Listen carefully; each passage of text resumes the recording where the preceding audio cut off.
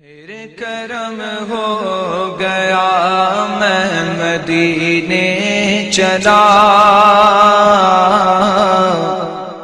پھر کرم ہو گیا میں مدینے چلا، پھر کرم ہو گیا میں مدینے چلا۔ اعوذ باللہ من الشیطان الرجیم، بسم اللہ الرحمن الرحیم۔ اہدنا الصراط المستقیم، آمنت باللہ صدق اللہ العظیم۔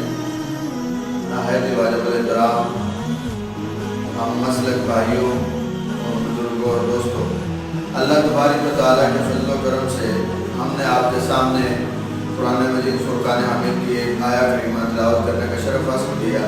اللہ تبارک و تعالیٰ اس کا صحیح مفہوم بیان کرنے کی توفیق عطا فرمائے اور آپ کو اور مجھے عمل کی توفیق عطا فرمائے۔ اور پہلے اس کی جو تفسیر ہے وہ ہم بیان کر چکے ہیں۔ اللہ تبارک و تعالیٰ اس کے جو احکام ہیں ان پر عمل کی توفیق عطا فرمائے۔ سب سے پہلے اس سے جو معلوم ہوتے ہیں وہ کتنے احکام ہیں، وہ 3 احکام ہیں۔ سب سے پہلے حضرت ہر مسلمان کو اللہ تعالیٰ سے سیدھے راستے پر ثابت قدمی کی دعا مانگنی چاہیے، کیونکہ سیدھا راستہ منزل مقصود تک پہنچاتا ہے۔ جو انسان کی منزل ہوتی ہے، آخر ہماری منزل کیا ہے؟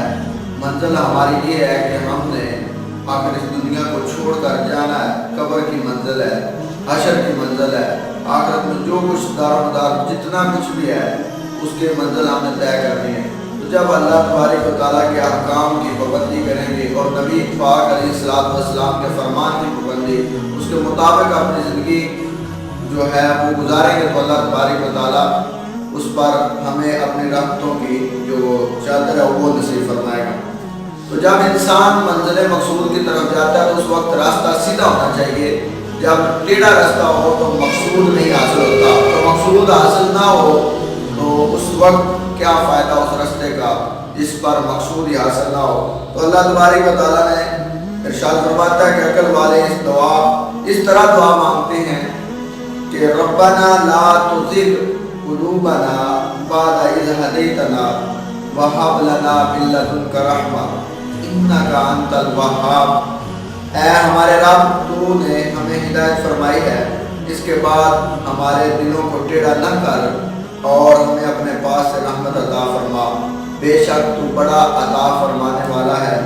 حضرت انس رضی اللہ تعالیٰ عنہ فرماتے ہیں، یہ جو حدیث بیان کی جا رہی ہے یہ نبی پاک علیہ الصلوۃ والسلام سے حضرت انس نے سنا۔ حضور پرنور صلی اللہ علیہ وآلہ وسلم جو ہیں وہ کثرت سے کون سی دعا مانگا کرتے تھے، یہ حضرت انس ہمیں بتا رہے ہیں کہ نبی پاک علیہ الصلوۃ والسلام کثرت سے جو دعا مانگا کرتے تھے وہ یہ ہے کہ یا مقلب القلوب ثبت قلبی علی دینک، اے دلوں کے پھیرنے والے میرے دل کو اپنے دین پر ثابت قدم رکھ۔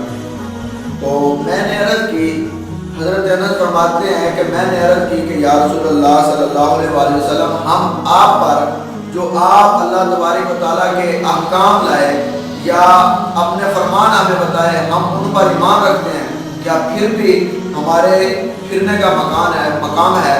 تو نبی پاک علیہ الصلوۃ والسلام کے یوحا کے لفظ کھلے تو میرے پاک نبی علیہ الصلوۃ والسلام نے فرمایا ہاں انس ہے مجھے شک۔ تو حضور اقدس صلی اللہ علیہ وآلہ وسلم نے فرمایا بے شک دل اللہ تعالیٰ کی شان کے لائق، اللہ تبارک و تعالیٰ کی شان کے لائق اس کی انگلیوں میں سے 2 انگلیوں کے درمیان ہے، وہ جیسے چاہتا ہے انہیں پھیر دیتا ہے۔ یہ ایک بات جو ہے وہ مکمل ہوئی۔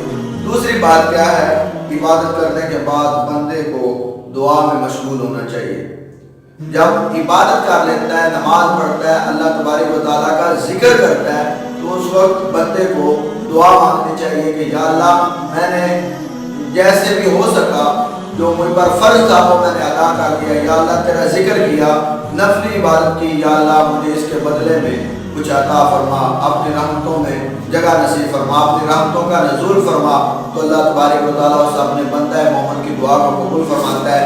اب جو تیسری بات ہے وہ یہ ہے، آج صرف ہم دعا مانگتے ہیں اپنے رزق کے لیے اور اپنے جو خواہشات ہوتے ہیں ان کے لیے دعا مانگتے ہیں، لیکن صرف اپنے لیے دعا نہیں مانگنی چاہیے بلکہ سب مسلمانوں کے لیے دعا مانگنی چاہیے کہ کہ اس طرح جو دعا ہے وہ اللہ تبارک و تعالیٰ کی بارگاہ میں زیادہ قبول ہوتی ہے. تو اللہ تبارک و تعالیٰ اپنے پیارے حبیب کا صدقہ عمل کی توفیق عطا فرمائے. وما علیہ الا البلاغ المبین.